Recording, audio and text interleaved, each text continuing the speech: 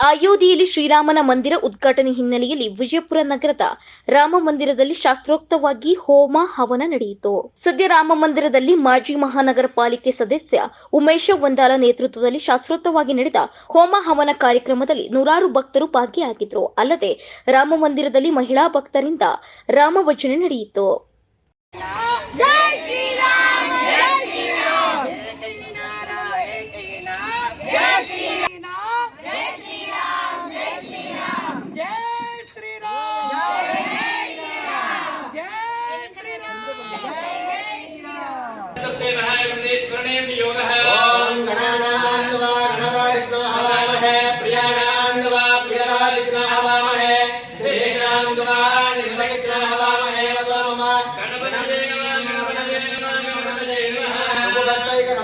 कपिलो गजकर्णकः